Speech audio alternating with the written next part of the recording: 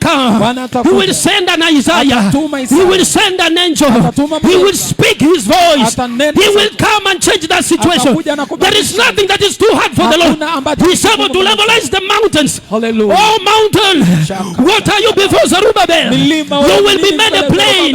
When the Lord comes, He will make that mountain a plain. He will make mountains a plain. He will crush that situation. He will crush that circumstance. He will make a breakthrough. He will make a highway in the sea.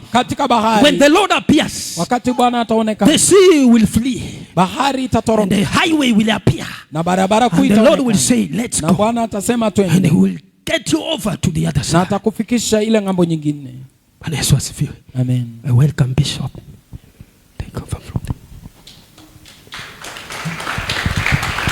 there. Amen. Barikiwa sana. Amen.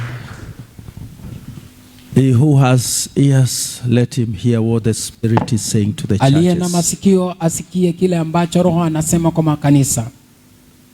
The next verse of that revelation says, behold, I come quickly, Mstari and my unaofuata reward is with me to give to every man or everyone according to his works that he has done. Mstari unaofuatia hapo katika Ufunuo wa Yohana unasema kwamba tazama naja upesi na niko na ujira na nitampa kila mmoja kulingana na kazi aliyoitenda. So whatever we are doing here on earth, Kwa hivyo kila ambacho tunafanya hapo ulimwenguni in our lives, katika maisha yetu will attract a reward. kitavutia ujira. Everyone will have a reward. Kila mmoja atakuwa na ujira. Those who have done righteousness, Wale wamefanya haki they will have a righteous reward. watakuwa na ujira wa haki. Those who walked in unrighteousness and Waliotembea wickedness, katika uovu na uchafu they will have a judgment reward. watakuwa na hukumu yao. May the Lord help us. Bwana atusaidie. Praise the name of the Lord. Jina la Bwana May lisifiwe. the Lord help us and give us willing hearts Bwana atusaidie na atupe mioyo iliyo na uhiari to do that which is pleasing unto the Lord. kufanya kila ambacho kinampendeza Bwana. Amen. Amen. It's time to worship the Lord Ni wakati wa kumwabudu Bwana with our substance. na mali zetu. Just get into your pocket. Ingia mfukoni mwako. Our time is fast spent, Wakati wetu umeenda and let us give. na tutoe. I also bring greetings from Reverend who is not feeling well today. Pia naleta salamu kutoka kwa kasisi ambaye hahisi vizuri. She has been having a challenge with her health, Amekuwa na changamoto na afya yake, but God is touching her. lakini Mungu anamgusa. That's what we believe, Hilo ndilo that tunaamini God will see her through. kwamba Mungu atampenyeza. Today we saw it is good that she rests, Leo tukaona ni vyema kwamba apumzike so at least she can give her body some strength so that she can recover ili quickly. apate nguvu apone. So wherever you pray, remember her. Kwa hivyo unapoomba tafadhali mkumbuke katika maombi yako. Amen. Amen. God.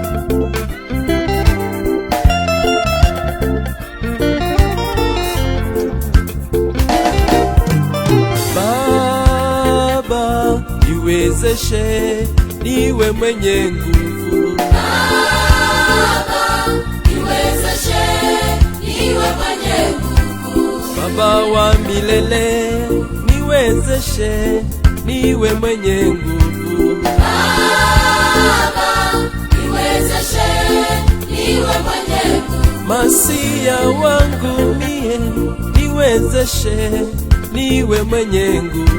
Baba, niwezeshe niwe mwenye nguvu. Nahitaji Roho wako, niwezeshe niwe mwenye nguvu.